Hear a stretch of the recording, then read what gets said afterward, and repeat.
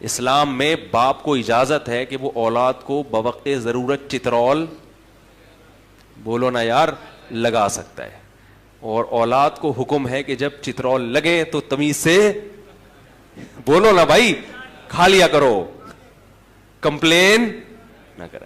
بولا کوئی بات نہیں، لگا دیا تو لگا دیا، چلتا ہے یار، پٹیں گے نہیں تو پھر انسان کیسے بنیں گے.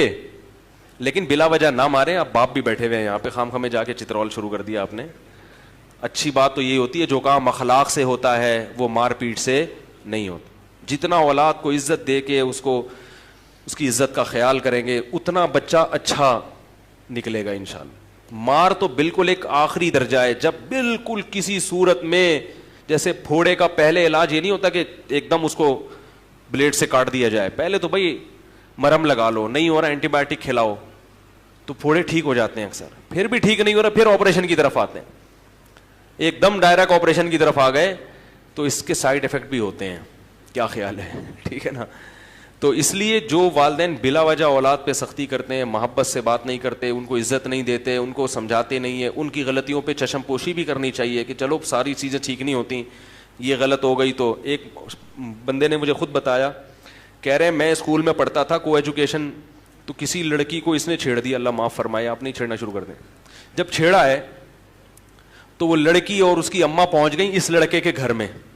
پہلے غیرت مند لوگ ہوا کرتے تھے نا، آج چھیڑ دو تو خوش ہوگی. سہیلی کو بتایا کہ الحمدللہ چھیڑ کے آئی ہوں، ماشاء اللہ، اللہ نے اتنی عزت دی ہے کہ اب مجھے بھی لوگوں نے چھیڑنا، اور ماں باپ خوش ہوں گے ماشاء اللہ ہماری بچی بھی بالغ ہو گئی بھی ماشاء اللہ. خیر تھوڑا سا زیادہ ہو گیا، لیکن بہرحال کچھ اسی قسم کا سیٹ اپ چل رہا ہے.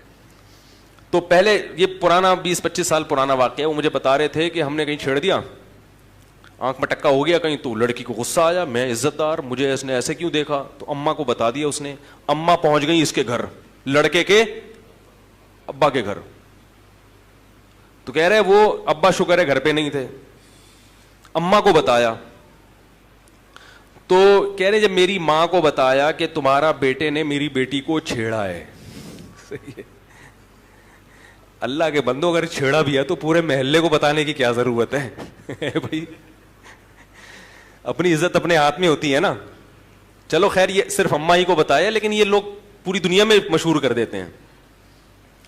تو اس کی ماں نے کیا بولا، وہ شخص مجھے خود بتا رہے کہ میری والدہ نے بولا کہ میرا بیٹا ایسا نہیں ہو سکتا، یہ ہر جرم کر سکتا ہے مگر کسی کی بہو بیٹی پہ غلط نگاہیں نہیں ڈال سکتا، میں نے اس کو ہمیشہ حلال کھلایا ہے حرام.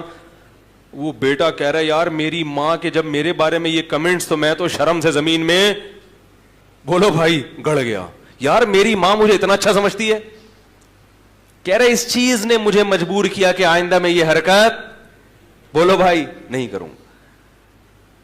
ماں کہہ رہی ہے یہ نہیں ہو سکتا بھائی، اتنے گھٹیا نہیں ہیں ہم لوگ، اتنے برے نہیں ہیں، اتنے گھٹیا خاندان کے لوگ نہیں ہیں ہم کہ ہمارا بیٹا جا کے دوسرے کی بہنوں اور بیٹیوں کو چھیڑنا شروع کر دے. ایسا نہیں ہو سکتا، کچھ اور کیا ہوگا.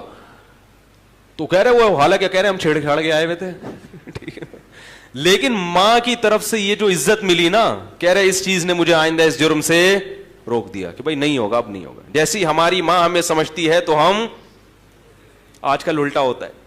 ابا کے پاس کیس آتا نا، ابا پتہ کیا، ابا کیا کرتے، ابا بولتے چھیڑ دیا، مجھے تو پہلے ہی پتا تھا یہ کیا کرے گا، یہ دنیا میں سالہ کسی کام کا یہ ہے نہیں.